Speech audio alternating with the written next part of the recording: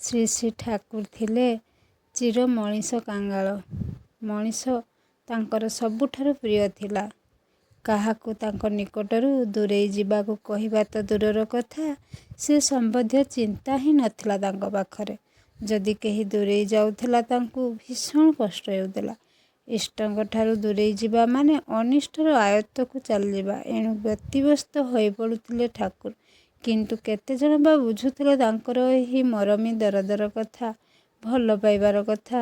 ଯେ ତାଙ୍କ ପ୍ରତି ଯେତେ ଅତ୍ୟାଚାର କରୁନା କାହିଁକି, କାହାକୁ ସେ କେବେ ଦୂରେଇ ଦେଉନଥିଲେ।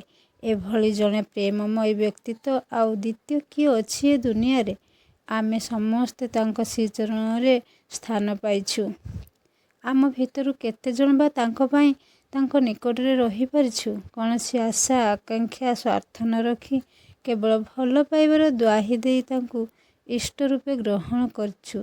ଠାକୁର କିନ୍ତୁ ମଙ୍ଗଳ ଛଡ଼ା ଅନ୍ୟ କୌଣସି ଉଦ୍ଦେଶ୍ୟ ନ ରଖିଥାନ୍ତି କାହାରି ସହିତ ସମ୍ପର୍କ ସ୍ଥାପନରେ। ଏପରି ସ୍ଥିତିରେ ଯେତେବେଳେ କେହି ଠାକୁରଙ୍କୁ ଛାଡ଼ି ଚାଲିଯାଏ, ତାଙ୍କ ହୃଦୟରେ କେତେ ବଡ଼ ଆଘାତ ଲାଗେ, ତାହା ଆମ ସାଧାରଣ ମଣିଷ ପକ୍ଷରେ ଅନୁମାନ କରିବା ସମ୍ଭବ ନୁହେଁ।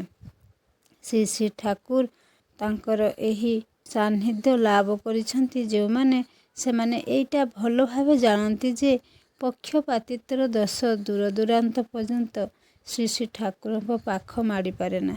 ତାଙ୍କ ପାଇଁ କି ପରିବାର, କି ଭକ୍ତ, କି ଅନୁରାଗୀ, କି ବିରାଗୀ, କି ମିତ୍ର, କି ଶତ୍ରୁ, ସମସ୍ତ ପ୍ରତି ସମଭାବାପନ୍ନ ସେ କରୁଥିଲେ। ସମସ୍ତଙ୍କ ମଙ୍ଗଳ କାମନା କରିବା ବ୍ୟତୀତ ଅନ୍ୟ କୌଣସି ଉଦ୍ଦେଶ୍ୟ ନଥିଲା ତାଙ୍କର। ତେବେ ପ୍ରତ୍ୟେକଙ୍କ କର୍ମଫଳ ଓ ବୈଶିଷ୍ଟ୍ୟ ଅନୁଯାୟୀ ତାହା ପ୍ରତି ବ୍ୟବହାର କରନ୍ତି। ଯେଉଁଥିରେ ବ୍ୟକ୍ତିର ମଙ୍ଗଳ ହେବ, ତାର ଅସ୍ତିତ୍ୱ ବିପନ୍ନ ନ ହେବ ଏବଂ ବର୍ଦ୍ଧନାରେ ସେ ସମ୍ବର୍ଦ୍ଧିତ ହୋଇ ଚାଲିବା ହିଁ କହୁଥାନ୍ତି।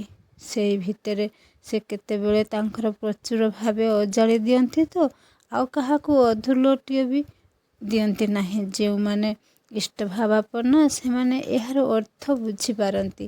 ସେଥିରେ ସେମାନେ ଖୁସି ହୁଅନ୍ତି। ଇଷ୍ଟଙ୍କର ଆଶୀର୍ବାଦକୁ ସେମାନେ ମସ୍ତକରେ ଧାରଣ କରି ଖୁସି ମନରେ ଚାଲି ଆସନ୍ତି ଇଷ୍ଟଙ୍କ ପାଖକୁ। ଇଷ୍ଟଙ୍କଠାରୁ ନେଲେ କଦାପି ଭଲ ହୁଏ ନାହିଁ, ବରଂ ତାଙ୍କୁ ଦେଲେ ମଣିଷର ଅଶେଷ କଲ୍ୟାଣ ସାଧିତ ହୁଏ।